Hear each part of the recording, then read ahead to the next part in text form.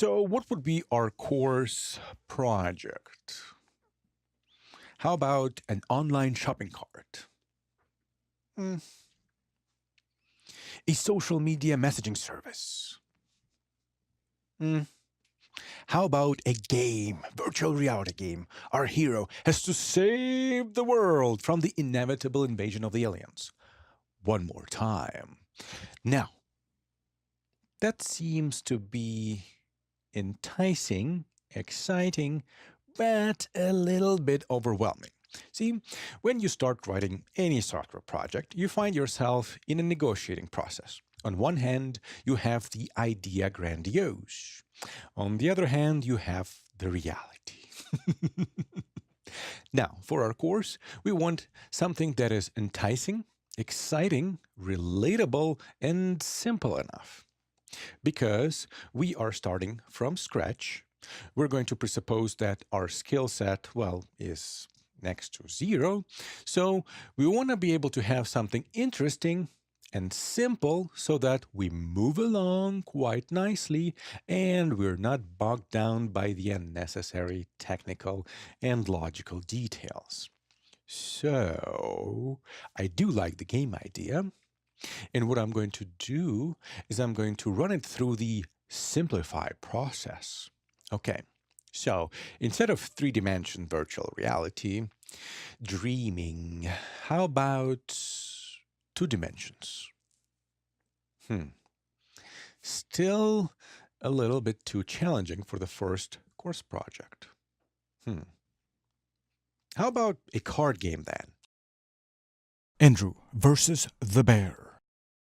We've all played cards. We know how they go. We have a good feeling for them. And a full-blown one is still a little bit too much. So here's the course project, okay? There's a particular action within a game. Let's say you have cards in your hand, and you go through them, and you pick the best card for your next move. So that particular task of picking up the best card, this is what we are going to implement right here, right now, right here, right now, right here, right now. Okay, so I picked up a few cards, okay? If you don't have cards lying around, then imagine and feel them in your hands. Feel the cards. Look. Now, think about a typical card game. You know, there comes a moment when you have to decide which card you're going to use for your next move. Okay? Think to that moment. Now, there are game rules, there are strategies, and a bunch of other variables. All of these typically are too much to handle for the rational decision-making process, which relies on the limitation of the working memory. More about that later. The net result is, typically, humans are going to associate the strongest feeling with the best card. So when I look at cards, and when I evaluate them and make computations and whatnot, the end result is I'm going to have the strongest feeling associated with the best card. Okay, that's how we do this. Computers, on the other hand, well, they don't have any feelings. Let me double check. Okay, I see a slot for the CPU because I removed it. I see memory, but nope, I don't see any feelings. What can computers store and operate on? Well, numbers. Underneath it's all. Underneath this machine, the deeper you go down its levels, it's all numbers. So, what I'm going to do is I'm going to create a bridge between a computer and a human reality. I'm going to take my cards and I'm going to use sticky notes. On one side, I'm going to attach sticky notes with colors. the stronger the color is, the stronger the feeling attached to the card. On the other side, I'm going to use sticky notes with numbers. The bigger the number, the bigger the value of the card. The lower the number, the lower the value.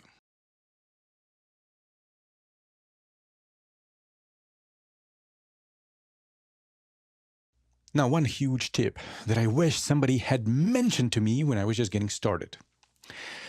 Pretend as if we are coding an old computer. Let me elaborate. These days, there are numerous videos on the web showing computers doing amazing things, like flip-flops, running around, and talking to other human beings.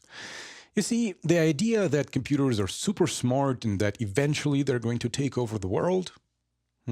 Well, it will definitely get in the way of learning and coding fundamentals. See, these things had been designed way back then in 1970s and 1980s. And the realities of those times. The CPU was very expensive and was very slow. The memory was very small and had to be meticulously managed. So, when you are learning, coding, and thinking fundamentals, keep this at the back of your mind. We are programming an ancient, old, dinosaur computer.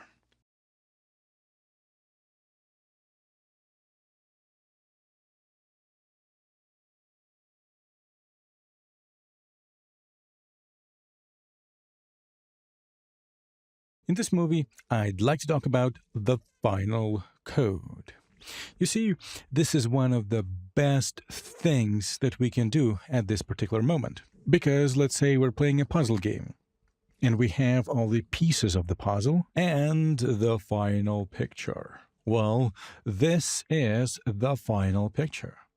And it's somewhat difficult and challenging to play the puzzle game without ever seeing the final picture. So we are going to take a very, very high level look at it. Okay? Now, the task of picking up the best card, well, it really boils down to finding the card with the maximum value. So over there, we have our cards in our hand, represented that particular way. More details to follow at the appropriate time. Now what I'm going to do, I'm going to run the program, and it's going to spit out the correct answer. Watch. Now, can you find where the answer is? You see, computer programming is an extremely detailed-oriented activity. And if you train yourself to pay attention to and notice even the smallest details, you are going to be ahead of the pack. Now, the answer is displayed right here. And the answer is 95. Now, if you want to verify if the program runs correctly, well, if we take a look at all the numbers that we have in our hand, the answer is indeed correct, because 95 is the maximum value. Now, somebody may go, well, Andrew, why on earth would you put out a broken code in front of us? That doesn't make any sense. And you are correct. I would never do this. However, what I wanted to demonstrate is this technique called sanity check. I picked it up very, very early on in my career, and it pays off dividends like crazy. The idea here is that you test things that you would never think could be broken. All right?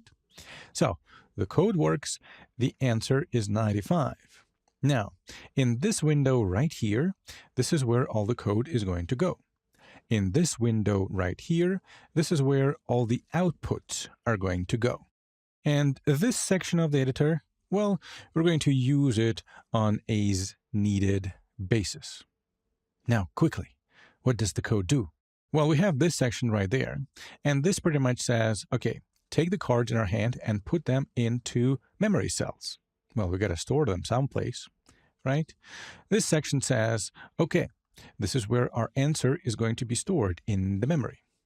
Now, in this section, we go through all the cards in our hand and we do the magic so that we can produce the answer or the output right here. Now that we know where we're going, let's start from scratch and get there. Now let's talk about what mindset am I in. Well, as computers were developing, the ways to develop software had been developing as well. In the beginning, computers used to be the bottleneck. As time moved along, humans became the very bottleneck for the complexity of the software that we can write. Put it this way, thousands of lines of code and hundreds of action items or steps is just way too much for any given person to keep track of. So we came up with a bunch of solutions to the problem. The first one is the structural approach. This is C-based. This is the procedural approach. Step 1, step 2, step 3, step 4. Now we also have the quick and dirty approach to coding, utilized in scripting languages. And AutoHotkey is the prime example. Quick, dirty, simple, but cannot carry the weight of a complicated and sophisticated software.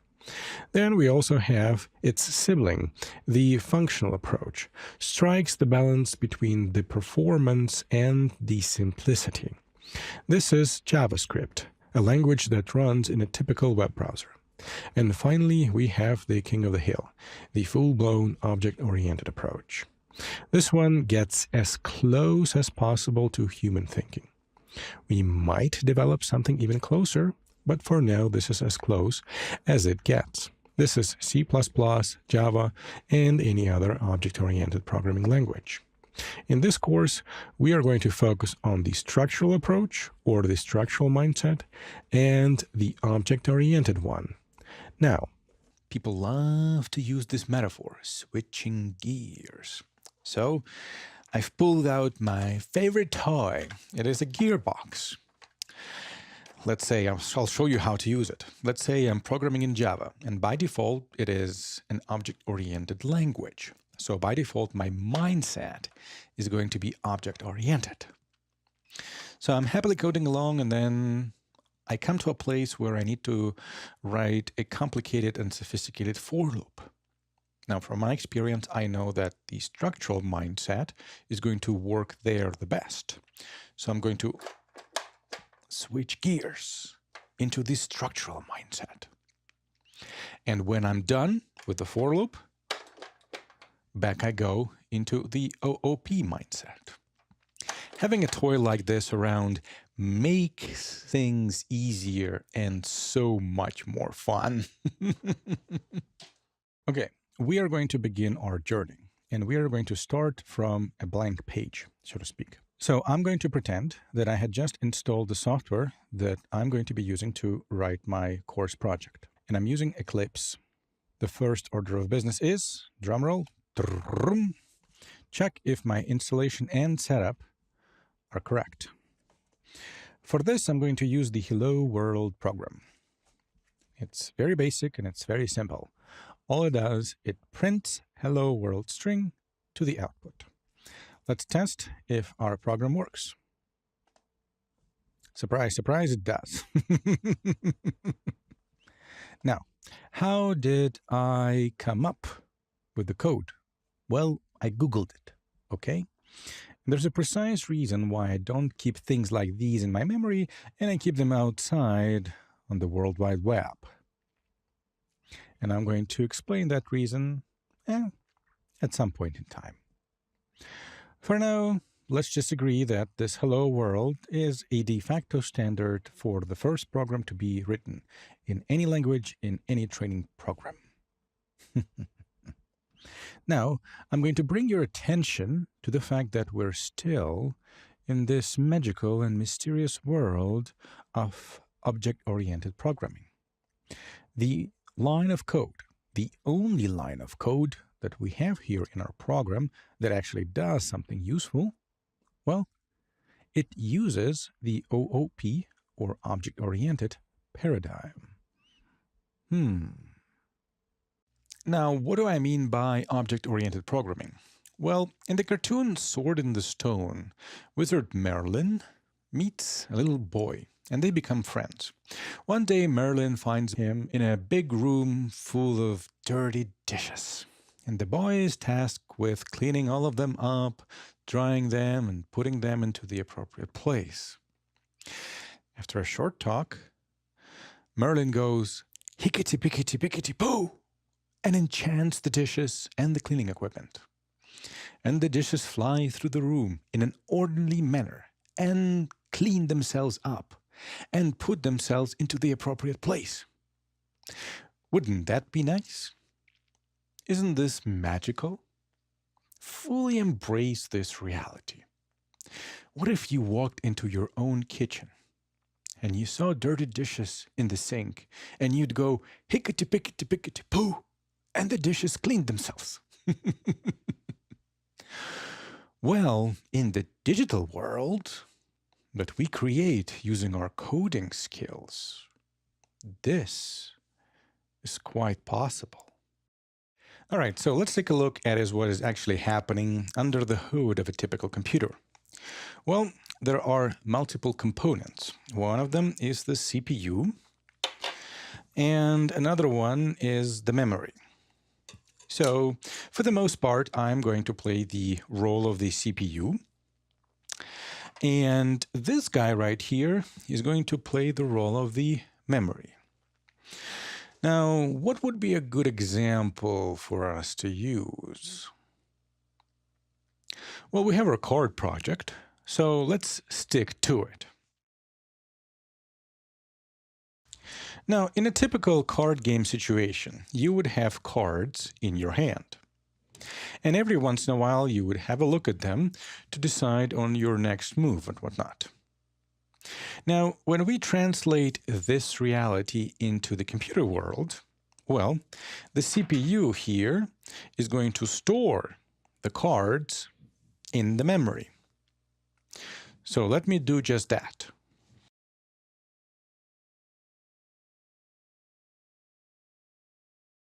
Okay, I'm done. So now my hand is here. This is my hand.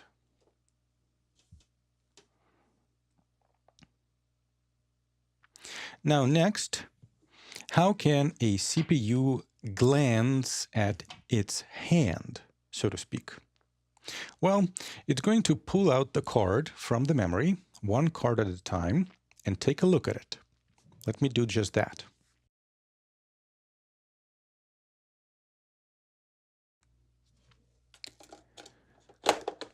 So long and so forth until the CPU had examined all the values. Now this metaphor, with the parts bins, cell memories and whatnot, and cards visually, is going to be clear and concise for the majority of the people. I would estimate 80%. Some people will require additional metaphor, so let's cover all our basics. Instead of having this as my memory metaphor, what I'm going to do, I'm going to use my smartphone. Now, my smartphone is going to act as a memory device. And instead of the cards, what I had done is I had recorded verbally card values into separate MP3 files. Since I had 5 cards in my hand, I have 5 MP3 files that you cannot see for a very specific reason here on my smartphone. So now, if the CPU wants to access data in the memory, the CPU would have to listen to the values. Here we go. 7, 15, 5, 95, 80. Good. So this is how would CPU take a listen as to what is in our hand. Now, I'm done with my auditory metaphor, and this is going to cover 95% of the people, which is a good coverage.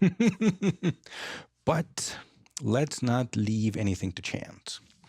The final metaphor. Instead of having the cards, instead of having the audio, what I had done is I prepared a $50 bill. That's right, I have $50 in my hand. Now, I'm going to place them in the first memory cell over here. And now I'm going to pretend that I'm blindfolded. That is, I had closed my eyes. I'm going to examine the first value in the array, the first cell in the memory. And I'm going to do that by having my finger on the bill. See, the numbers on the bill are slightly raised. That's how blind people can determine whether or not they had been given correct change. And by moving your finger across the bill, you can figure out what is the value of the bill and what is the number printed on the piece of paper and whatnot. This is the final metaphor, the icing on the cake, so to speak. So I'm going to open my eyes and I'm going to put this away in a safe place. And I'm not going to tell you where it is. Now, of course, I had given you 3 metaphors, but in the event, the unlikely event that you require more or you require adjustments, feel free to make them in your own mind so that you get and then maintain a sense of clarity, understanding, and knowing what you're doing. For the rest of the course, I'm going to stick to my cards and my memory example using these bins. So let's wrap up our example. Now, even though we have been very, very thorough with it, there was one thing that was implied. It was acting there magically behind the scenes. Can you guess what that is?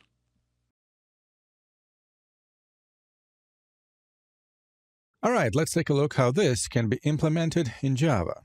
You see, Java, as many other languages, comes with many things out of the box. Think about it. The very first time you picked up a Lego box or something similar, you were excited, perhaps, of this new adventure. Now, you opened the box, you put all the pieces around you, and you were studying them, one piece at a time. What are they for? And how can you put them together? Well, Java is a lot like playing Lego. You have blocks, you have tools, you have pieces of code, and you put them together. You stack them together, put them together into an amazing software. So, I'm going through the toolbox that the Java comes with. And this is a mental process. You cannot really see it, but it's there. And I'm thinking an array fits our needs perfectly. Okay? So the next easiest step is to code an array in. And it goes like this. Ta-da! Now this line of code here, like so, all it does, it puts the numbers 7, 15, 5, 95, 80 into memory cells. And then it says this chunk of memory is called hand values. Very, very human-friendly and very, very computer-friendly. Now let's test if this works. The very basic test is to run the program. Here it is. Nothing happens, which is a good thing. That means that the program was able to execute correctly, or execute without errors, so to speak. Doesn't do anything at all, but at least there are no errors. Now I'm going to take one step forward to test our code even better. And before I do, full disclosure, if you see something like this, if an experienced programmer sees something like this, or a well-educated one, they're going to go, who is this noob and who wrote this nonsense? Okay? This is a very, very basic way of testing things. It's not something that you would do in a production code, for sure. But given where we are, this is the best thing that we could do. Now, I'm going to explain what it does, and let's not worry about this whole zero business here at this point in time. Basically, what this code does, it's the same line of code with one change right here. And it says, okay, you go into the memory, you grab the card at position 0, and you send it to console. Print the card value at position 0 on this line. The next line of code says, print the card value at position 1 on the next line. Position 2 on the next line, etc., etc., etc. So let's see if this works. Ta-da! And it does. 715, 595, 80, 715, 595, 80. One number per each line. Now, this is a super noobish way of testing things, but it works for us in this case, and it is a very, very solid transitional step to the proper way. And before we explore that, what is this zero business all about? What is this zero-based array thing? Okay, let's talk about this whole zero-based array business. Well, long time ago, when computers were just being developed, there were a number of solutions as to how to implement things under the hood. One of them, believe it or not, was 10-based system. So there were actual computers that would count exactly like humans do. 1, 2, 3, 4, 5, 6, 7, 8, 9, 10. Now, then they came along and they proposed a different solution, the binary system. It is a way for a computer to count 0, 1, 1, 1, 1, zeros and ones, and whatnot. And one of the quirks of the system is that if you don't use the 0 in the beginning, if you don't start counting from 0, you pretty much lose 25% of usable memory at that time, for 4-bit systems and whatnot. And in today's money, that translates to about $100,000.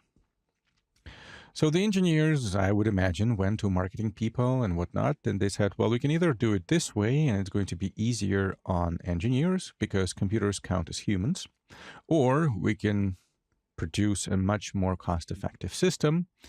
It's a little weird. It could be confusing for some people, but if we start counting from 0 and we use binary system, then we can save as much as $100,000. And of course, marketing people went, screw the engineers, let them be confused. This is what they're being paid for. We're going with the more cost-effective solution.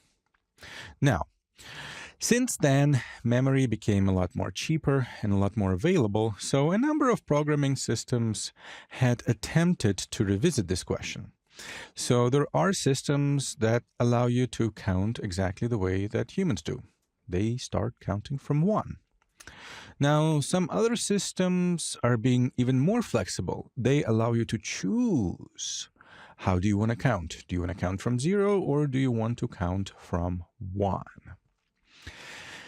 Now, I'm going to stick to the more classic approach, and the rationale there is just you cannot go about your business of being a computer programmer or a software developer without ever having to deal with a zero-based system.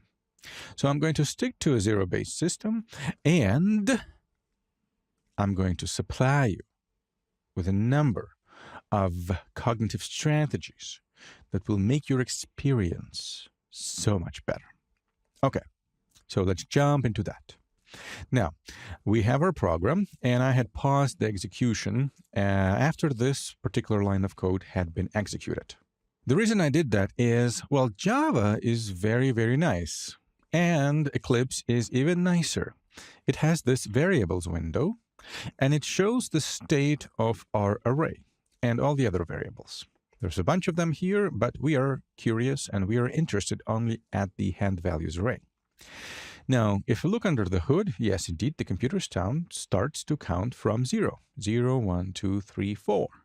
Okay? Now, I'm going to translate this language into human world. Boom, just like that. Okay? So over here, I took some time and extremely carefully, I had wrote down these numbers. 1, 2, 3, 4, 5. H stands for human, C stands for computer. So in the human world, it's 1, 2, 3, 4, 5. In the computer world, it's 0, 1, 2, 3, 4. Now, what I want you to do is to close your eyes and imagine this picture at the top right corner if you're right-handed, and in the top left corner if you are left-handed. It's just going to make it easier to visualize. Okay? Then open your eyes, look at the screen, okay, and keep the picture there. I'm going to remove mine and see if you can project this hallucination to a reasonable degree. It doesn't have to be super accurate or super visible or whatnot onto the screen.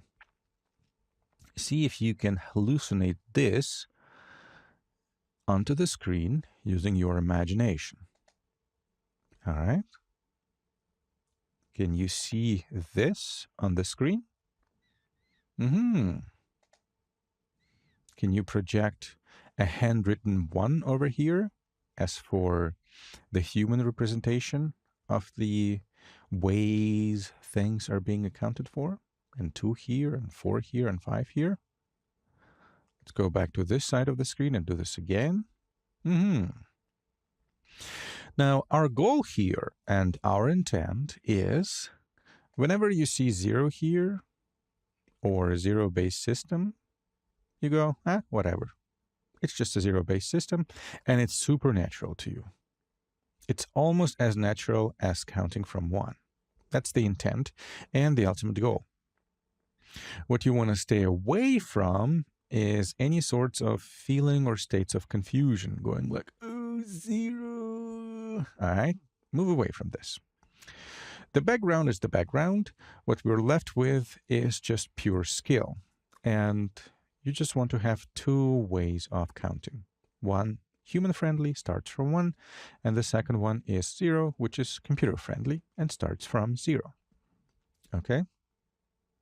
Now, if you require additional help to get to the point where you can seamlessly switch back and forth, I would suggest that you take your finger from your dominant hand and you raise it up into the air and you draw these numbers in the air and see them appear on the screen. You know, help your imagination with your actual hand.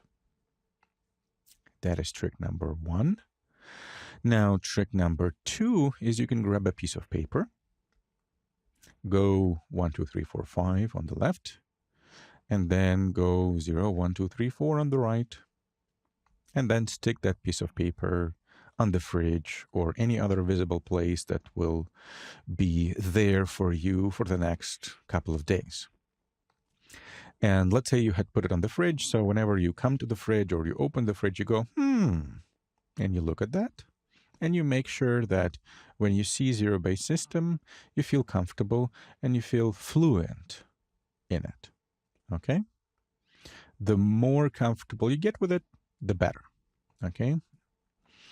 So the next day you're going to go, you look at this, you go back in your memory to this conversation. In your mind's eye, you draw these guys onto the appropriate place, wherever you are, whenever you are. And I guarantee, like, if there was any hill to climb in the beginning with this 0-based business, after 2 days of going, okay, this is just what it is, you're going to be super comfortable with it. All right. I'm going to go back to the program, and we are going to continue with the project. Ultimately, we want to be able to go through the cards in our hand and pick the best one. Now, at this point in time, we figured out how to put cards in our hand. And I think the next logical step is, how to go through them, one card at a time. Now, what would be the best element to do the job? The for loop. Okay, so I'm going to reach down into the box and I'm going to grab and play with it. Now, the easiest way to think of a for loop is to think of it as a counter. I've got a physical counter in my hands, and there are a number of things that I can do with it, okay? If I want to keep track of the people in the room, the people who came into the room, let's say they went into the classroom to learn something amazing. First, I'm going to reset the counter to 0. There it is. Now, as people are coming in, I'm going to click and keep track of them.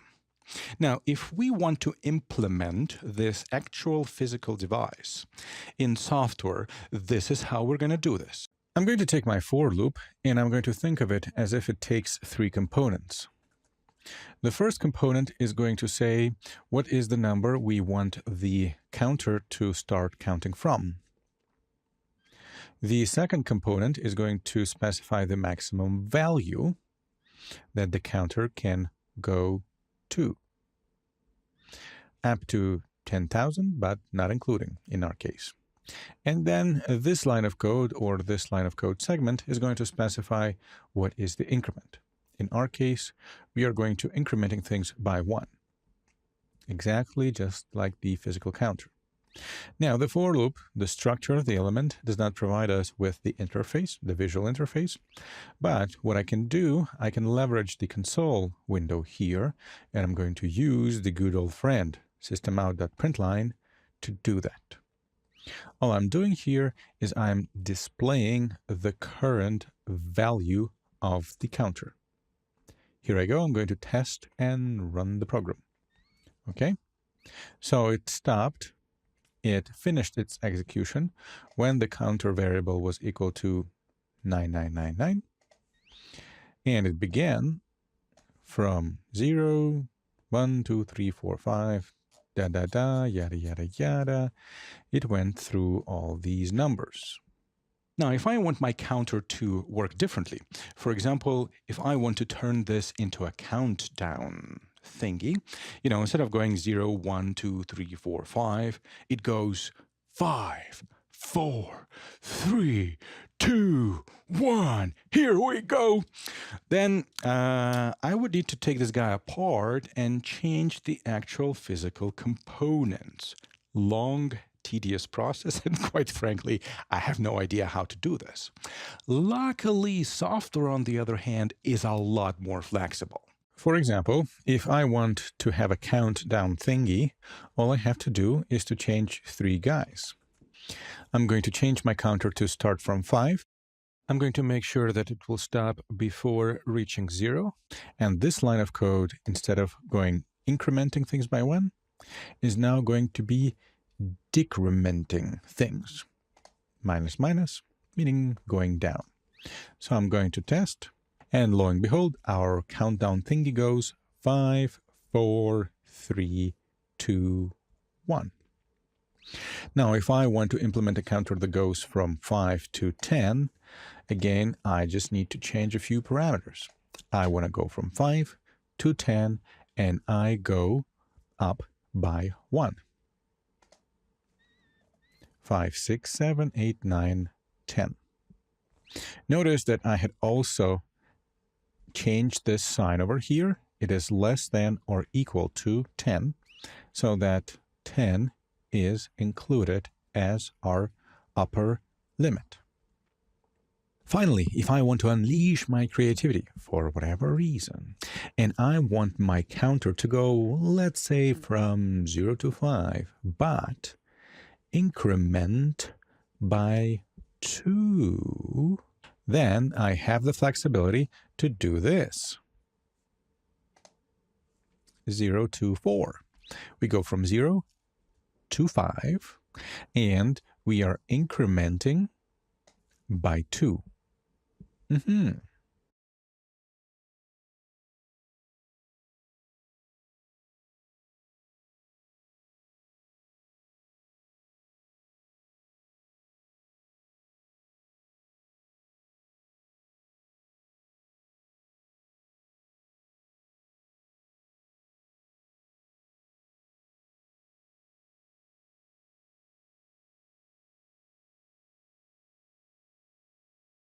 Now, this flexibility on the part of software, well, it was revolutionary at the time. People were jumping off their seats.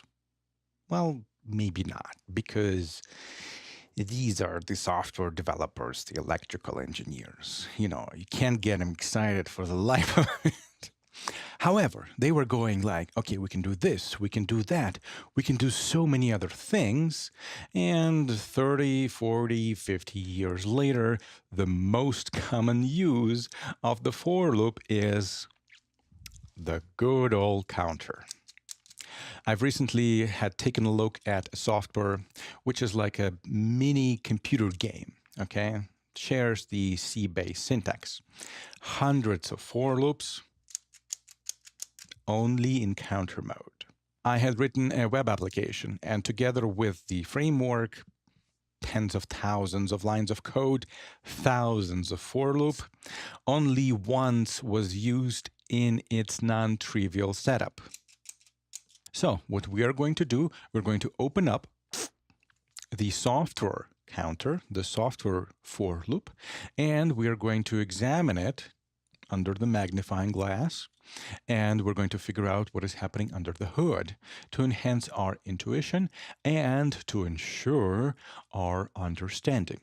What I'm going to do is I'm going to grab my mental mindset gearbox, and because this is largely a structural element, I'm going to shift into the structural mechanical mindset. Here we go. In this movie, we're going to traverse the counter. That's right. We're going to open it and examine how the gears are functioning under the hood. Now, before we begin, let me ask you a few simple questions. What is 2 plus 2? 4. What is 5 times 5? 25. Remember that time when you were learning to count on fingers and you had to go 1, 2, 3, 4. Okay, 2 plus 2 is 4. Okay. This is kind of like the experience that we are going to have today. In this movie, we are going to be, quote unquote, learning how to count on fingers.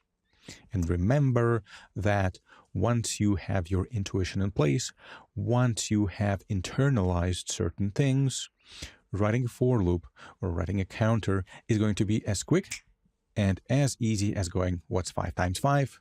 25. Okay? So, first things first, I'm going to reset the code. So now my counter goes from 0, it goes to 10, not including 10, and it goes up by 1. 0 to 9. Excellent. What I'm going to do is I'm going to reformat stuff around, because for loop is special. It's the dinosaur that survived the test of time, and it breaks the common approach to writing code that is very, very dominant today.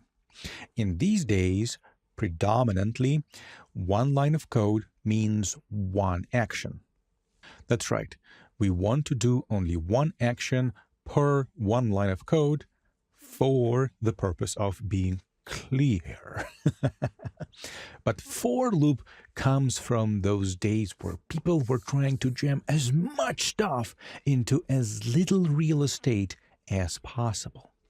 So I'm going to reformat things so that we can clearly see and observe that, yes, it is in fact 3 lines of code. Okay? So now we can see that it's 3 lines of code instead of 1. What I'm also going to do is I'm going to move these brackets around. Okay? So now we have the loop head and the loop body clearly visible. Nice. Okay. First, I'm going to go through traversal without explanation, just to give you guys a feeling and a visual how things go.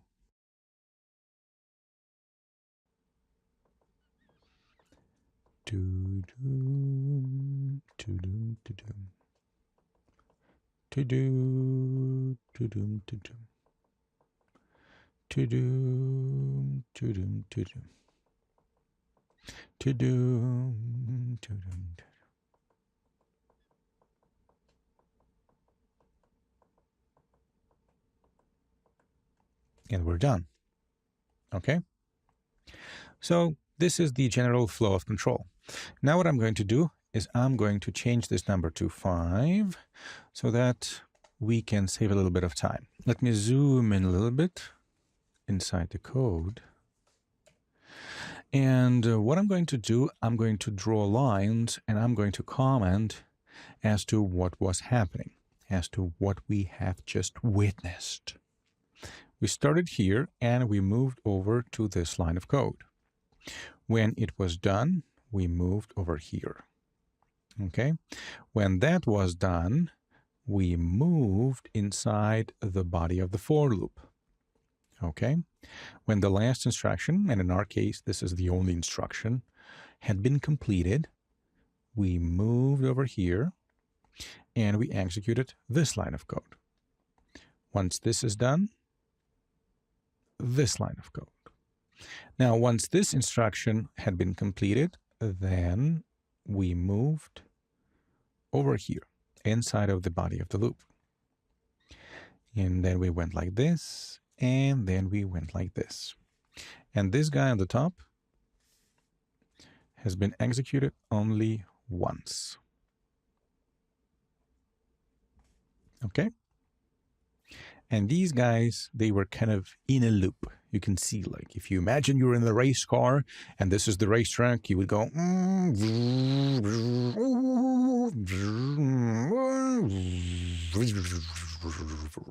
all right, for a number of laps. I guess that is the name. It's not super friendly, so what I like to think about the for loop is a counter and or the repeater. Okay? So now I'm going to go through the traversal again and watch how the execution flow paces these lines.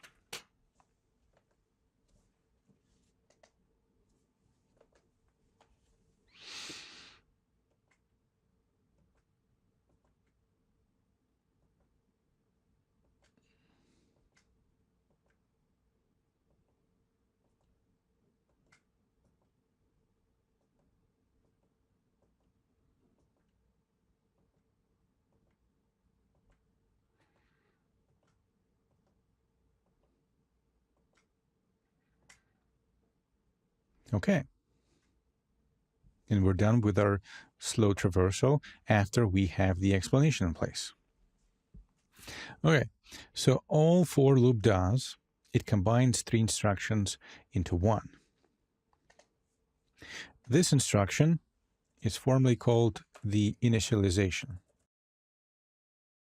And it's only going to be executed once at the beginning. This instruction, or this chunk of code dedicated to the for loop, is called the condition. And it's going to be executed every single time before the body of the loop is run. This chunk of code is called the increment. And it's going to be executed every time after the body of the loop is done. And that's it. Okay? It's just a way to package 3 lines of code into one. And the flexibility comes from the fact that we can specify these guys and these guys to whatever it is that we intend to do. Now what I'm going to do, I'm going to put the for loop back into its production format. And we're back to regular format. Well, if I move the brackets, there we go. Now we are back to regular format. Now what I'm going to do, I'm going to traverse the for loop as if we are 2 plus 2 equals 4, or 5 times 5, 25. This is how my brain thinks. And your brain is going to think as fast as mine very, very soon. That's it. That's all it does. Bam. Just like that, we are done. 3 parameters. One is going to be run only at the beginning.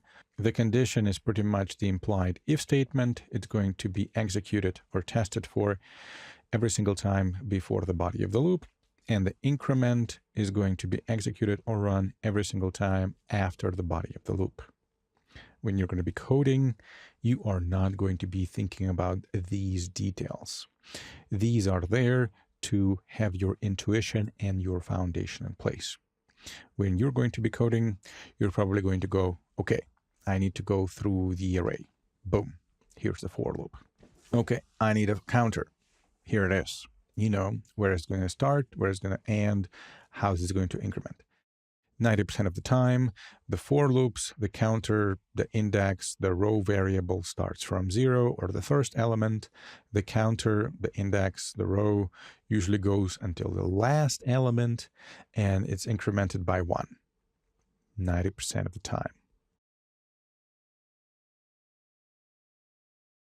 Now that we have played with the counter element, let's improve our metaphor even further. Previously on the metaphors, Andrew is going to play the role of the CPU. This guy right here is going to play the role of the memory. We have figured out how to reserve some memory for our program, and we called it hand values. We had also figured out how to take the cards in our hand, like this, and how to store them in the memory. And we have stopped at this dramatic question. There was one thing that was implied.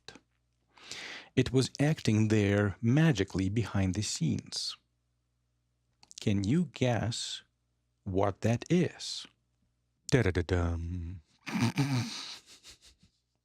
Game face. To answer this question, we need to add the counter element into the picture, and we also need to update our understanding of the memory arrays. Okay, so this is the hand value array right here. And each cell can be addressed by its index position or index address. For example, this is going to be cell at index 0, index 1, index 2, index 3, and index 4. The rest of the memory does not belong to our hand values array. Now, for the purpose of displaying all the cards in our hand, displaying all the cards in our hand values array, the CPU may go about this task in the following manner. It's going to reset the counter to 0, and then it's going to use the counter to know which card to display. The counter is at 0, so it's going to display the card at position or index value 0. Like so. Then it's simply going to increment the counter, and now it's going to display the card at position number 1. Increment the counter, position number 2. Increment the counter, index number 3. Increment the counter, index number 4. Increment the counter. We are done with the memory array. Move on to the rest of the program. Another way of thinking about this, it is as if the CPU resets the counter and then attaches it to the memory array, as if it was a gorilla. And this guy is going to go, display the card values. Boom, index 0, index 1, boom, index 2, boom, index 3, boom, index 4, boom. Ho, ho, ho. Counter done. Move on to the rest of the program. Very, very simple. Very, very simple. Of course, the idea here is that once the counter is reset, the CPU simply goes through each cell in the array. And on each counter click or tick, we can instruct the CPU to perform the operation that we want. In this particular example, we were displaying the cards. Ultimately, we want to be able to find the maximum value in this hand values array. And generally speaking, whatever the CPU is capable of doing, well, we can implement that inside of the for loop code block. Welcome back. Let's bring our syntax a bit closer to the convention. You see, up until now, I had used the name counter as my for loop variable because we had been playing with a counter. Now I'm going to bring it closer to the convention. So I'm going to change the variable name to index. All I did was to rename the variable counter to the variable index. And we can check our code works exactly the same way. Now, why did I do that? Well, in the beginning, when C-based languages were developing, and Java is one of them, computer programmers didn't play with counters a lot, but they did play a lot with memory arrays. I have a snapshot of a memory array right here. You see, these are hand values stored in a tabular format, 715, 595, 80. The first column here, which we would normally call row, formally, when it comes down to memory arrays, is called index. So these guys, memory addresses, memory cells, are referred to as index. Index 0, index 1, index 2, index 3, etc. up until the end. So in the beginning, when computer people were writing their code, they used the variable by the name of index. Okay? Now, let me give you one note, because there's always this one note. If you open production code, or if you open any formal literature on Java or any other C-based language, most likely you are going to see something like this. The name index had been further abbreviated to I.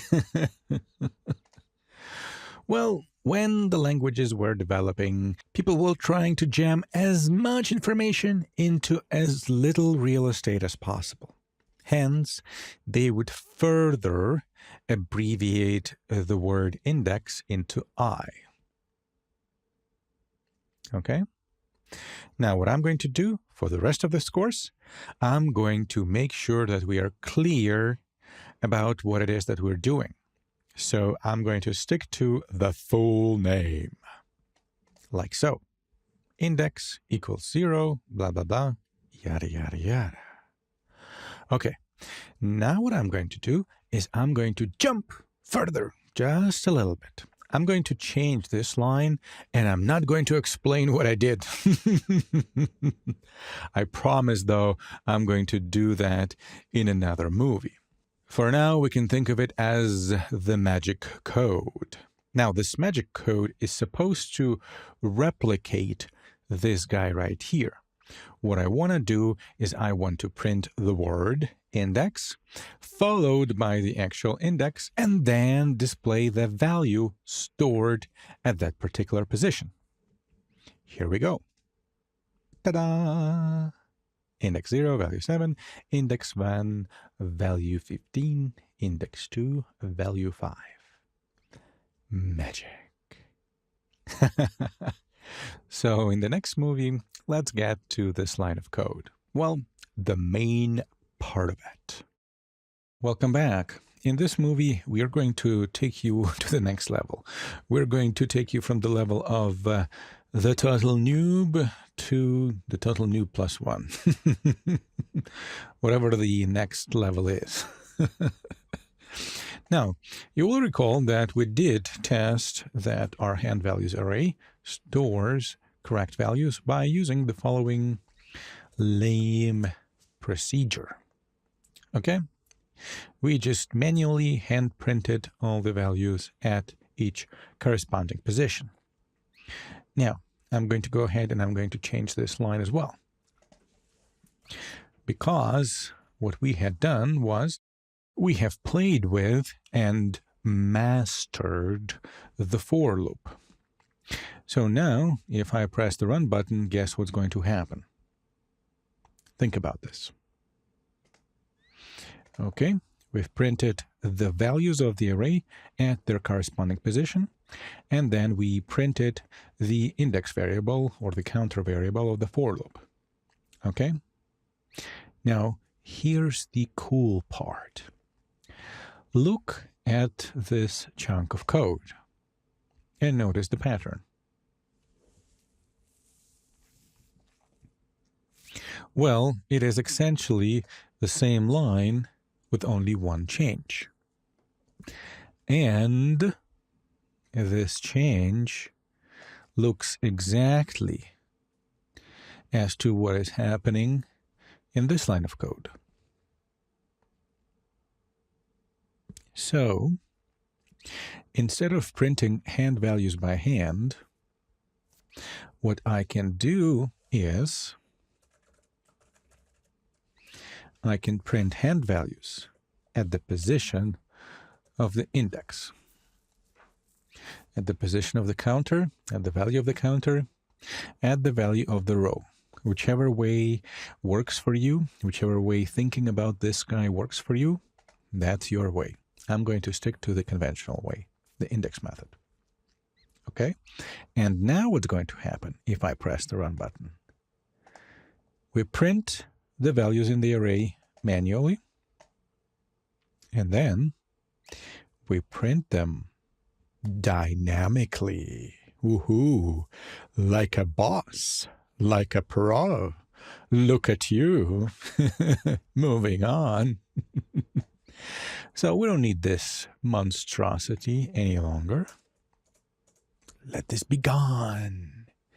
And we are at the point where we can dynamically repeat this line of code. Now, this is the historic moment, because for the first time in your history of learning computer programming, you have encountered and used the most foundational of all foundationals approaches and principle, and that is do not repeat yourself, as known in the community, and reuse your code the way that Andrew refers to it. Okay?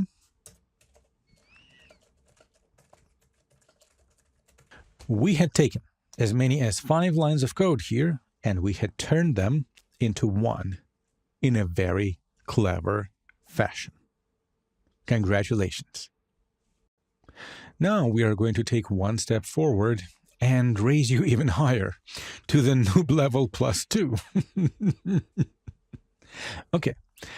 In a typical card situation, the number of cards in the hand is going to change. So I'm going to clean up the code a little bit.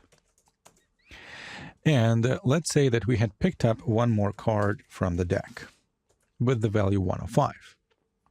Now, if I run this particular code, it's only going to display the first 5 values in the hand. It's going to go 1, 2, 3, 4, 5.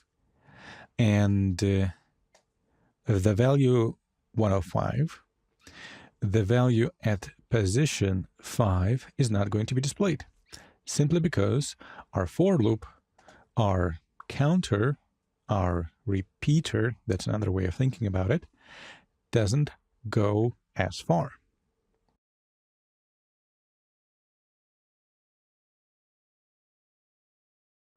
Now, the lame way to solve this problem is to simply increase this number. And now it works as expected. But when the program is actually going to be running, you won't have the access to the code.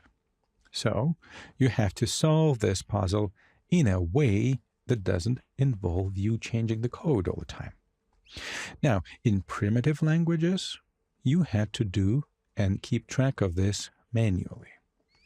Java, on the other hand, is nice in that regard.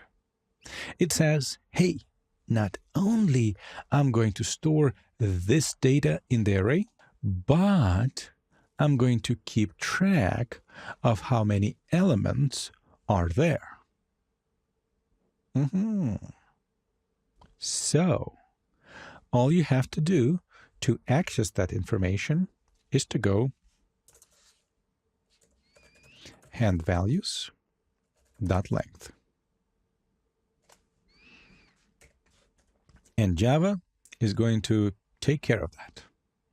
Isn't that nice? So let me just print this, okay? So we had declared the array, and now we're going to check if Java is keeping track of how many values are there. 6. Nice. Now what I'm going to do, I'm going to get rid of this. We don't need this. And instead of having a hard-coded value here, I'm going to go handValues.length. And I'm going to make this code more generic. Now, boom.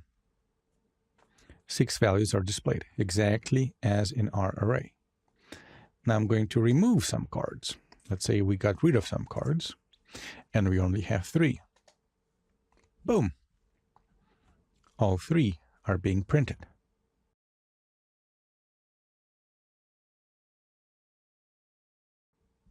Okay? Now, the metaphor for the length property, it is as if somebody took a measuring tape or a ruler and they measured the length of the array. Okay? That's the metaphor.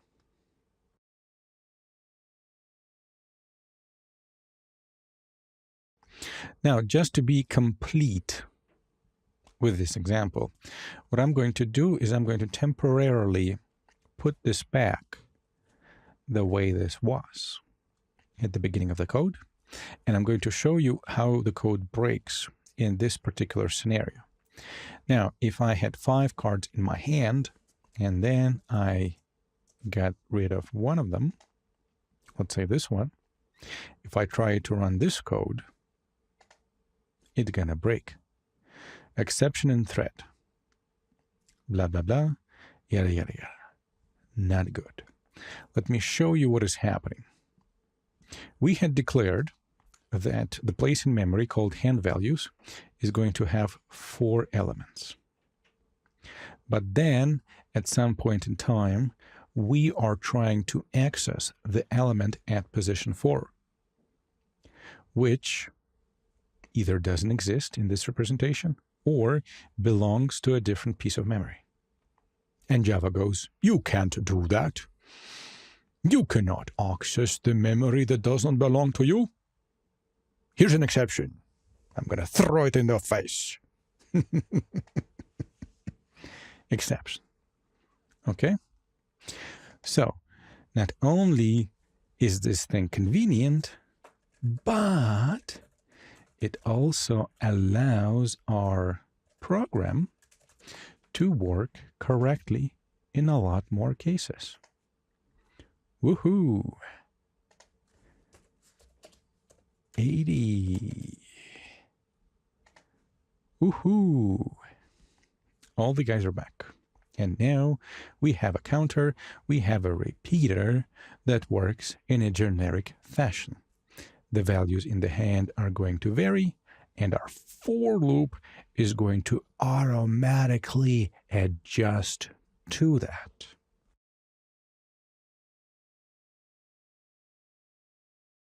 The final way of thinking about the for loop that I'm going to mention in this course. I promise, I'm not going to introduce any more ways of thinking. But that way of thinking is called the repeater. And it says we can think of a for loop as a repeater that keeps track of the index variable.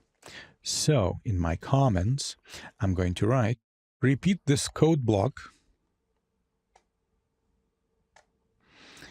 as many times as there are cards in the hand.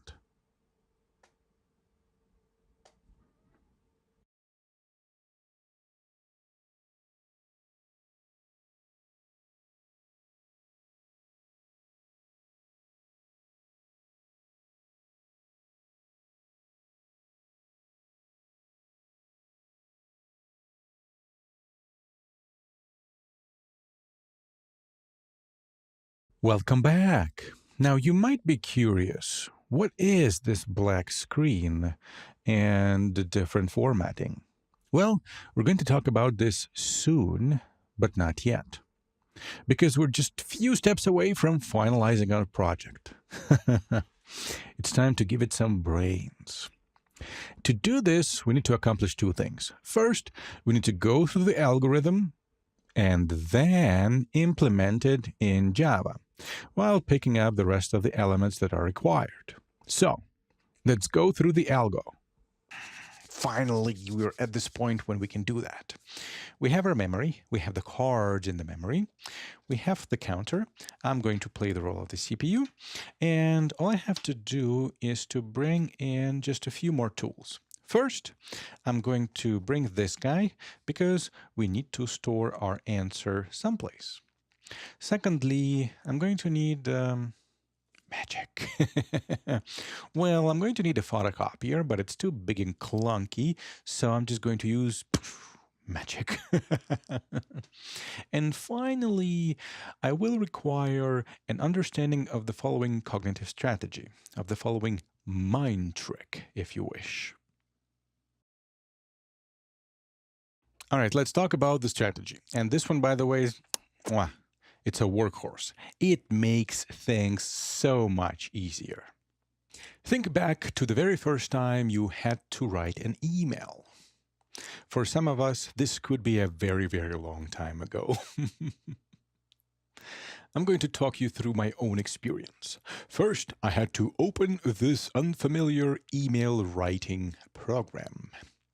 I had to fill in all the fields, double check my message, double check the to field, then find that send button and wait for the email to go out. It felt like a mini project within a bigger project. These days, if you want to send an email, poof, off it goes. Another example, this training platform.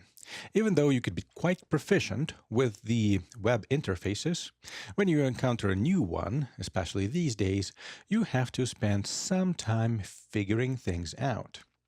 But once you did, things are automatic. And you can think of any other thing that felt like a project at the time, which involved a lot of moving parts, but today you don't even give it a second thought. Things click just like that. Now, why do we have this in the first place? Well, there's this thing called the long-term memory, the short-term memory, and now the new buzzword is the working memory. And they say that for a human, it's typically 3 to 4 items that they can keep track of in their head, that they can juggle in their head. For example, if you are compiling your action item list or your to-do list for today, you're going to be quite effective with 3 to 4 items if you want to keep that in your head. However, if you try to juggle more, then some balls are going to start to drop. And what you need to do is to work around that particular property of the human memory. The default solution is to grab a piece of paper and put things down on a piece of paper. Or you can use a to-do software. Whatever it is, this is what you use. Now, there is another workaround. For example, if somebody is learning how to drive a car, well, they're going to start out on a parking lot with cones, okay? And then once they're comfortable there, the instructor is going to take them out on a street with no cars. And then on a street with a little bit of cars. and then on a street during rush hour and lots of cars. Okay? And then finally, they're going to have a chance to drive on the highway when they're ready. At each point, the instructor is going to make sure that the student is comfortable driving for this particular set. Okay? And the overall strategy goes like this. You start with the basic skill that anybody can learn and master. And once your level is good enough, or you have mastered that particular step, you move up to the next challenge. Master that, move up to the next challenge. Master that, move up to the next challenge. Now, we're capable of pulling this off because what our brains love to do, is they take a manageable chunk of data, they break it down into 3 to 4 pieces, by the way, and they study them in details.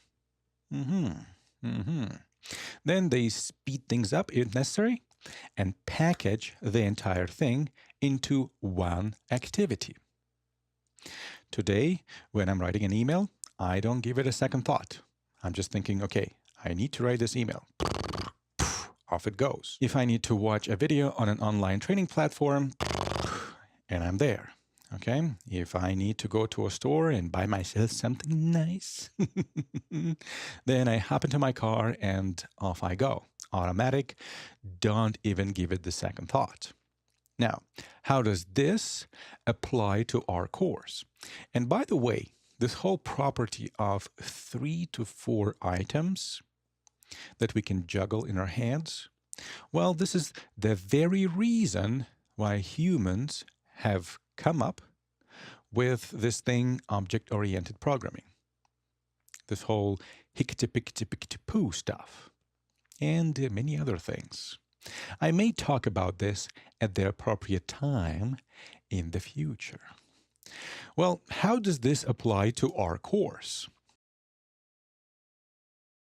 Well, we began by figuring out how to reserve some memory space and how to put our cards there. Okay? Package this and file this away. We're done with that step. We've mastered it to the satisfactory degree of mastery. Move on to the next one. Free your mind for the next step. Now, we have played with how to go through the cards in the memory array. Okay? We've spent considerable amount of time doing that. We've studied things under the magnifying glass in slow motion, and hence what we can do is to zoom out, speed things up, package it into one single thing, and file that away. Free our mind to study and master the next thing. Okay? Now, let me give you an example of what not to do. Here's what may happen, okay? The road to confusion goes there, all right? The person says, okay, we have this thing about this memory array. Okay, they're doing fine. Then they go through this thing about how to loop through the cards in the hand.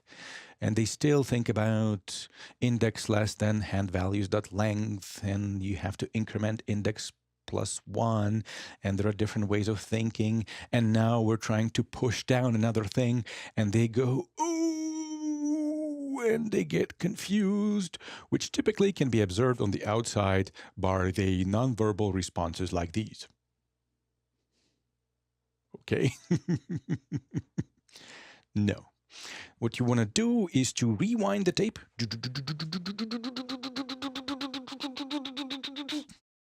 and reset. So let me go through this one more time in the proper way of doing things. Figured out how to put cards into the memory array. Package that, file that away. Clear your mind. Figured out how to go through the cards in the memory array. Speed things up if necessary. Package that as one piece. File that away. Move on to the next thing. Free your mind for the next thing. Now that we know what the pattern is, let's put it to work. Let's go through the algorithm. They typically can be divided into 3 parts: the setup, the main part, and the output. Now we are halfway through the setup. We have the cards in our hand, and we figured out a way how to go through them, one card at a time. That is out of the way. Next, what I'm going to do is I'm going to declare some memory space where my answer is going to go. And I'm going to refer to this as max value. Now, typically, when you do this, it may come with some garbage. That's the technical term. Now, some language systems, some software systems are going to clean the garbage for you. Some won't.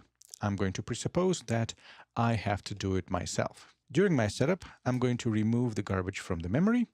And what I'm going to do, I'm going to assign the value of -1 to my max value variable, to my final output. The reason why I did this is going to become very, very clear very, very quickly. Okay, so this is pretty much it. I'm done with the setup. Now I'm going to move into the heart of the algorithm. And I'm going to walk through it, and I'm going to explain what I'm doing. It's very simple. So first, I'm going to grab my counter, and I'm going to reset it to 0. Next, since I'm playing the role of the CPU, I'm going to take a look, and I go, okay, so I'm looking at the card at index number 0. And there it is. It is card number 7. Now, I'm going to compare the card number 7 to my max value candidate. At this time, I'm going to refer to it as the candidate. Is 7 larger or bigger than -1? Of course it is. So, poof, magic time. Special effects 1958. Okay, I made a copy of the card with value 7. Now, a copy is going to go into my max value bin, and the card is still going to remain in the memory. And I'm done. I'm going to increment the counter. It is index number 1. So I'm going to look at the next card. 15.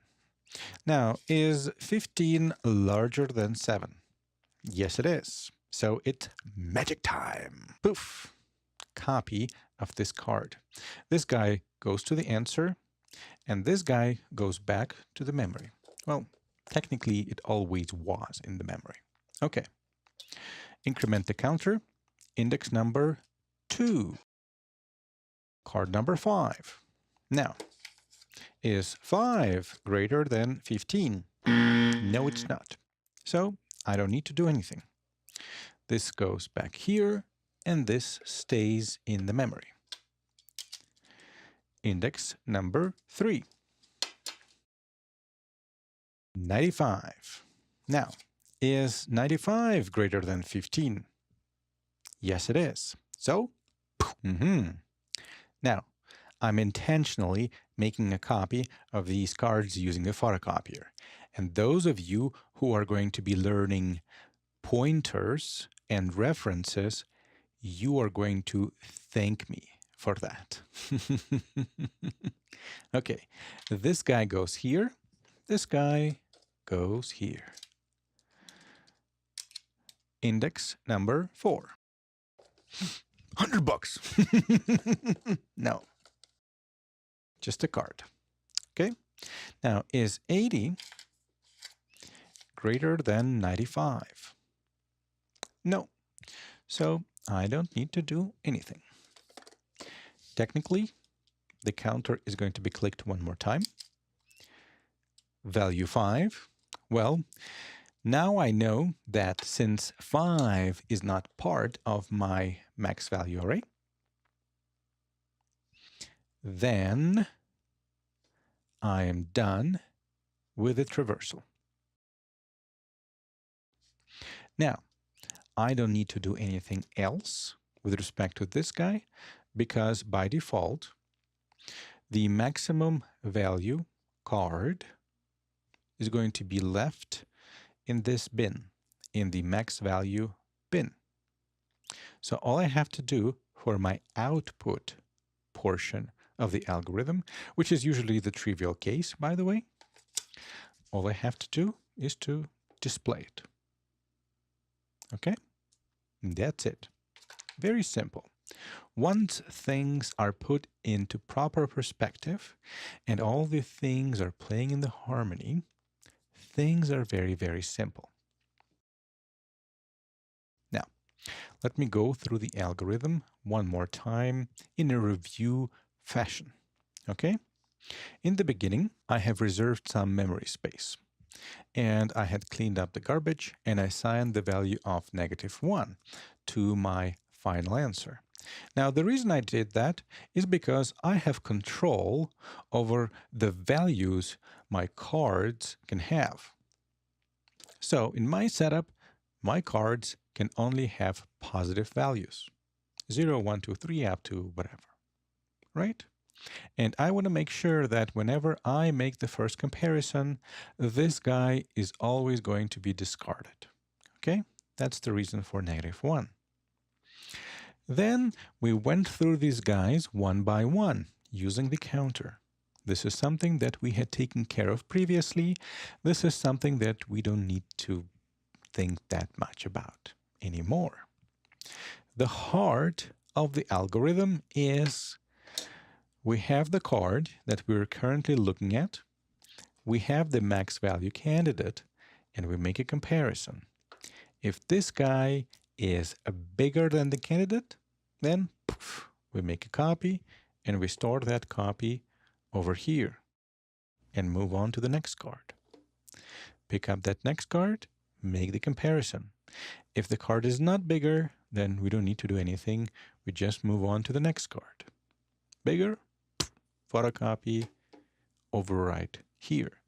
When we're done with the cards in our hand, the answer is going to be automatically stored at the output. And all we have to do is to produce that output. Where else can this algorithm be used?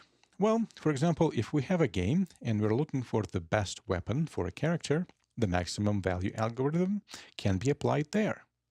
Also, let's say if we have a hockey game and we're looking for a goalie with the best record. Well, in hockey, the goalie is good when they allow the least amount of goals. So we can easily tweak this one to search for the minimum value in a set of. Also, let's say that if we have a shopping cart and we want to find out the total for all the items in it, well, we can easily adapt this one to do that. In fact, going through the values in the memory array and performing some operation is a very common task in programming. Once you get comfortable with it, once you become second nature with it, you're going to be able to take care of a lot of things. Okay, let's pick up the final piece necessary to complete our project. Boom. May I present to you the if statement or the conditionals? Now let's recap what we know about the flow of control so far. The computer is very, very one-dimensional, generally speaking. It's going to go from the top to the bottom, executing one line of code at a time.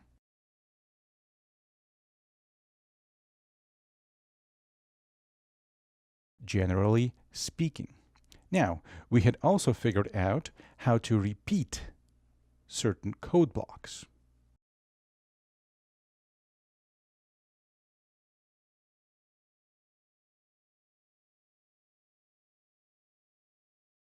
There comes a point in our journey when we need to implement a little bit of logic, a little bit of brains.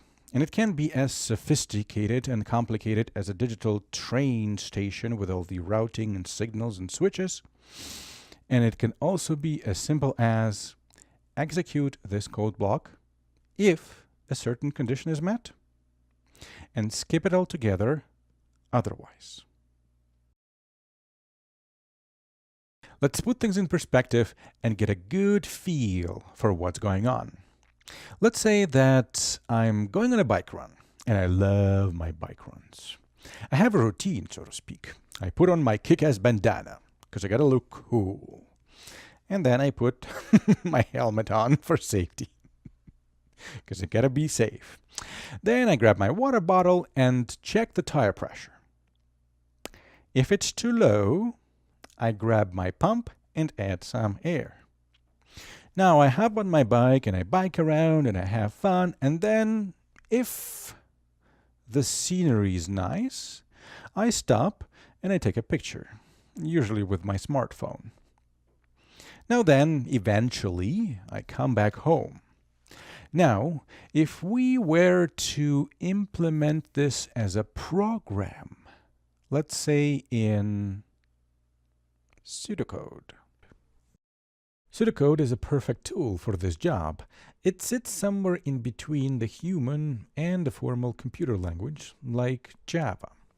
It lets humans express ideas and thoughts in a quasi-computer-friendly manner without being bogged down by the technical details.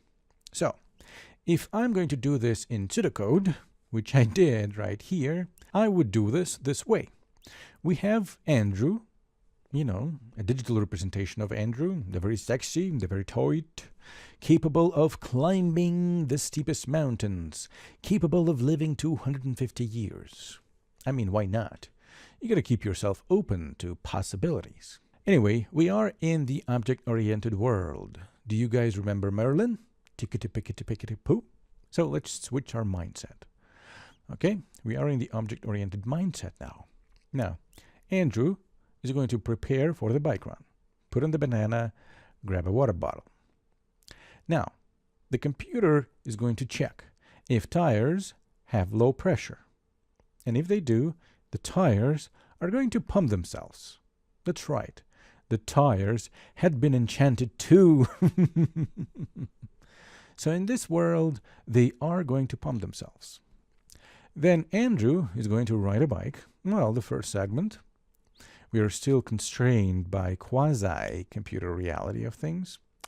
And then, if the scenery is nice, the smartphone, well, they're being called smartphones for a reason.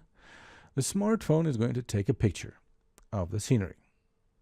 Then, Andrew is going to ride the bike, the second segment. He's probably going to go home. Okay? So this is the pseudocode for that experience. I have my bike run. My typical bike run is to prepare for it, ride the bike, take a break perhaps, and ride back home. Occasionally, not all the time, only when specific conditions are met. The tires are going to be pumped, or the tires are going to pump themselves, and the smartphone is going to take a picture. Only when the scenery is nice. All right, let's play with the if element. Now I have a very simple program here. All it does, it prints the values in our hand that are greater than 50. Let's test and check that it runs correctly. 9580. Well, these are the two numbers in our hand that are greater than 50. So the output is correct. Now, how did I come up with this program? Now we have the for element right here that allows us to go through the cards in our hand, to go through our memory array. And now that we have that in place, we don't need to worry about it anymore. We can focus on the logic and we can focus on the if statement. I'm going to type it in.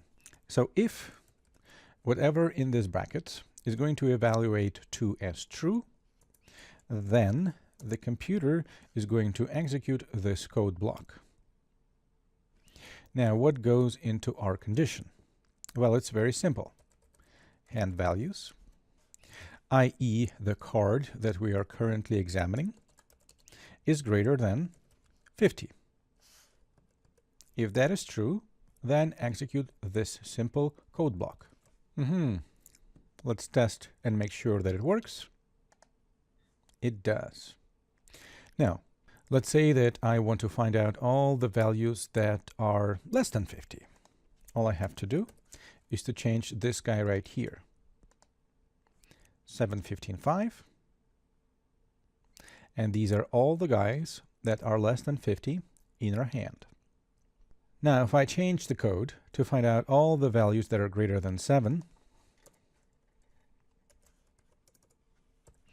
can you predict what the outcome is going to be? Pause the video if necessary. Now I'm going to run the code, and we have 15, 95, 80. This guy, and this guy. Now, if you say this is correct, cool. For those of you who go, well, what about 7? The answer is the computer is going to do exactly what the instructions say. So if whatever you have in mind is different from the actual behavior of the computer or the output, remember this. Under the hood, the computer executes one line of code at a time. All you have to do is to find it and fix it. So if you want the computer to display the values that are greater or equal to 7, then you need to instruct the computer to do this specifically, like so. And now 7 is in the mix. Now I'm going to put this back to below 50, and we are going to do a quick traversal. Now, I have added a few lines of code for clarity. I had also opened this expressions window right here. This is not a movie about Java debugging, but keep in mind that this is one of the conveniences that Eclipse offers. Now we're going to go through the for loop block.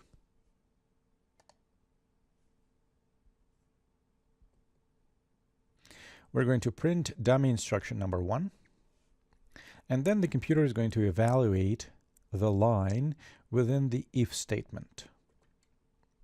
Now, our hand values, which is 7, is less than 50. So the computer is going to execute this line of code, instruction number 2. And then it's going to continue with the rest of the for loop block. Okay? Now it's going to increment the index, or increment the counter, so to speak, and it's going to continue with the for loop block. 15 is less than 50, so our conditional instruction is going to be executed.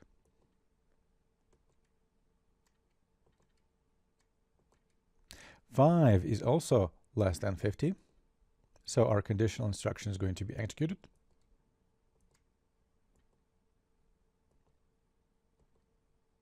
95, however, is not less than 50. It is greater than 50, and therefore the outcome of the if is false. So the if block is going to be skipped. And we immediately print the instruction number 3.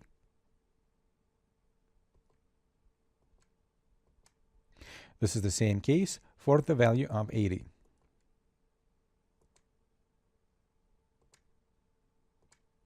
And we're done with our traversal. Now let me go through this a lot quicker, because remember, once you understand things, you want to speed things up so that they act like one nice big chunk.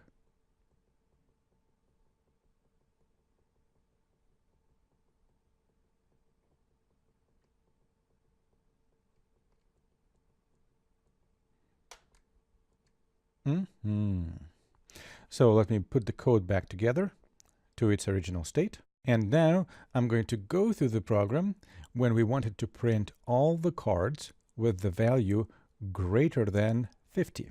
Very, very quickly.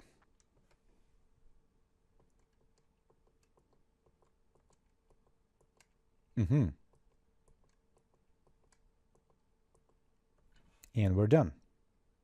In this movie, I'd like to talk about the main function, or the main subroutine, or the main method. This line of code right here, which previously was labeled as the magic code. Today, ta-da, this particular word is going to be finally explained. The rest of the stuff is still going to be labeled as magic code? Well, we gotta do it one step at a time, and we gotta keep it simple. So here we go. Up until now, we only had the one method, or one function, the main method, okay? Now, what if we have few methods in our code? Like so. We have the main method, and we have demonstrate secondary method right here. Here comes the question. Which method to run or execute first? Well, we are writing our program to Java. You know, the Java compiler, the Java virtual machine that I'm going to refer to as Java. That's right. This term computer programmer could be a little bit misleading because we no longer program a computer. What we're doing is we are writing code for another software. And in our case, that software is called Java. So Java has a question. Which method do I execute first? Well, by convention and historically, the method that is going to be called upon is main. This guy right here. And all the other things, all the other lines of code, all the other methods are to be called upon within the code, within the rest of the code.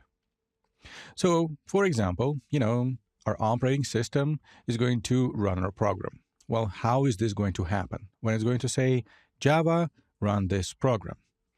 And Java is going to say, okay, I'm starting the Java virtual machine, and I'm going to execute this line of code first. That's right, somewhere along the line, it's going to go maxValue, which is the name of our program, .main. It's going to call upon our program by executing the main method. And this is the convention.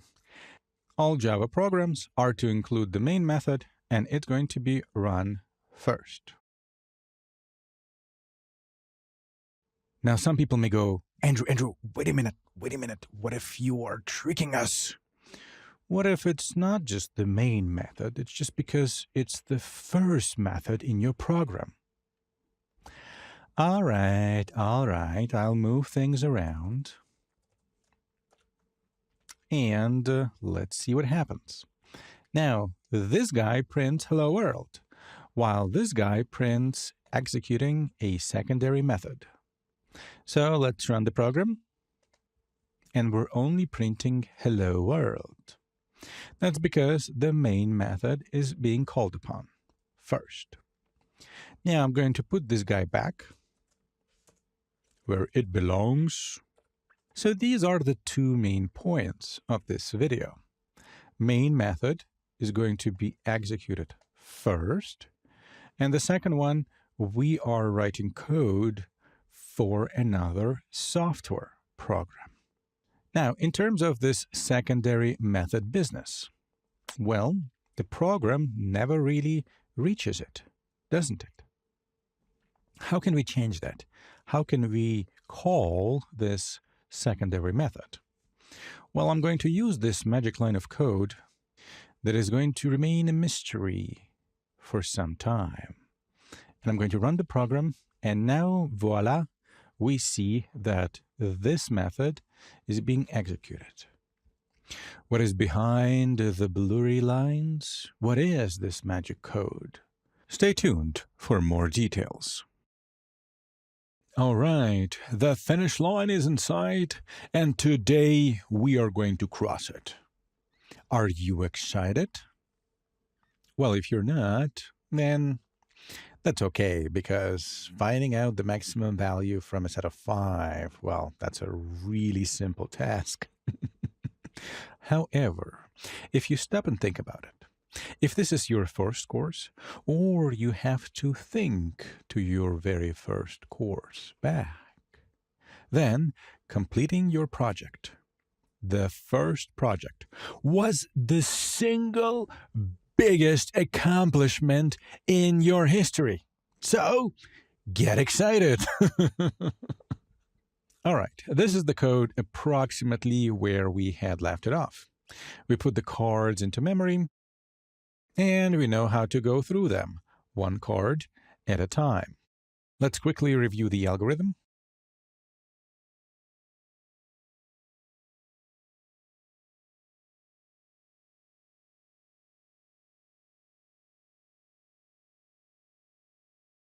Now what I'm going to do, I'm going to paste in the final code for the project. Ta-da! Here it is. Now let's test and make sure that the code runs, compiles, and works correctly. The answer is 95. We all know that in our hand, 95 is the maximum value. Now, quickly, what's going on? We put the cards in our hand. We declare the memory space where the answer is going to go. And the second action item is we assign the value of -1 to it. Then within this code block, we go through all the cards in our hand, one card at a time, and we check if the current card that we are currently examining is greater than our future answer. Then we make a copy of the card and we put that copy into the memory space that we refer to as maxValue or our future answer. When we are done going through all the cards, we display that at the output. So let's do a quick traversal.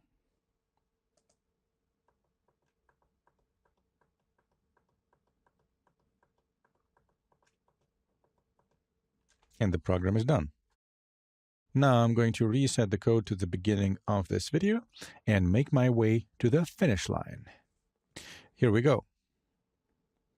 Now, first things first, I'm going to reserve the memory space where my output is going to go. I'm going to declare my maxValue variable. That is action number 1, and action number 2, I'm going to assign the value of -1 to it, all in one line. And I'm going to add the small comment for us to increase and support our understanding.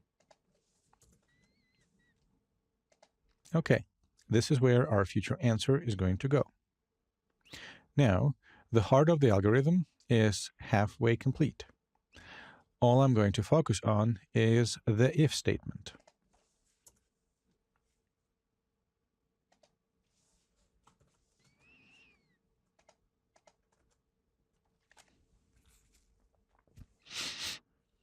What I'm going to do is I'm going to check if our answer needs to be updated, and then update it if required.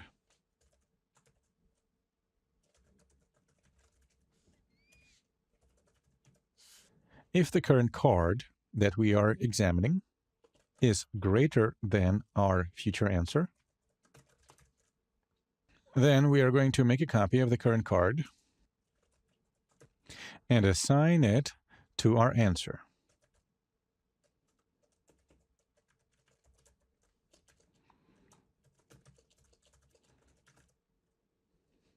Pay attention that we're assigning a copy of the card, not the quote-unquote card itself. Now, if the card in our hand is not greater than maxValue, then we don't need to do anything else. And during our examination process, we don't really need to do anything else either. So all is left is to display the result, like so. Okay, let's test and make sure that the program works. 95. 810.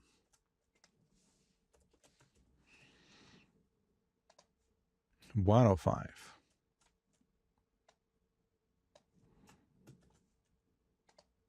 1, meaning our hand was empty. Okay?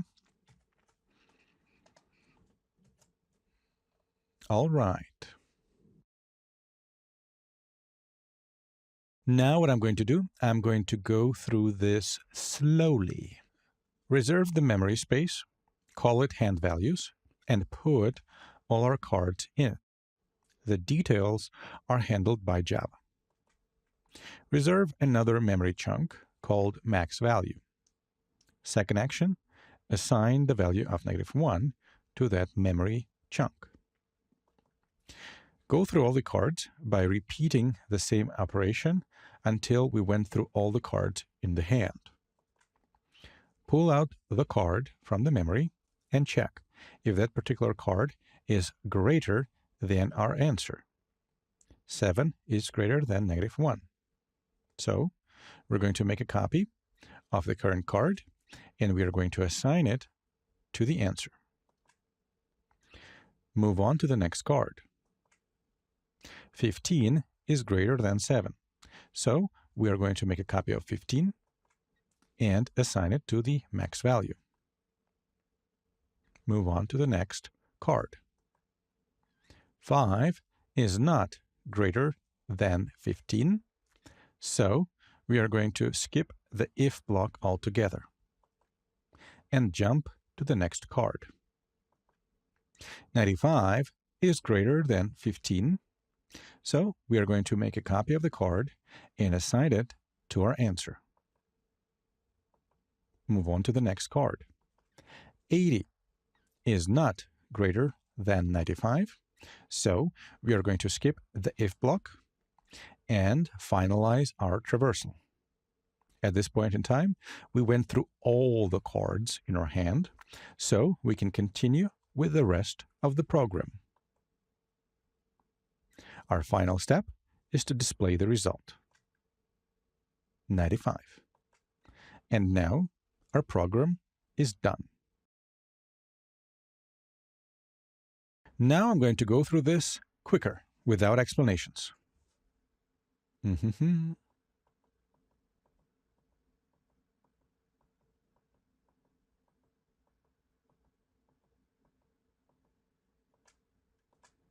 we're done. So the algorithm and the implementation is very, very simple. We have the setup, we have the heart of the algorithm, and finally, we have the output, or the outro. On the final note, I have kept the comments for this program to a minimum, slightly more for the production environment, and just about right for the training environment. If you are interested in the complete set of comments, covering every single detail in this course, here it is, okay? As I was typing up the very last line of code in this project, I got excited and I eagerly clicked the test button, the run button. Now, the compiler, on the other hand, didn't share my enthusiasm. Andrew, you've missed the semicolon. And I went, of course I did. Now, this brings up an important point. See, us, humans, we are organized around ambiguity and redundancy. So even if I show you this text,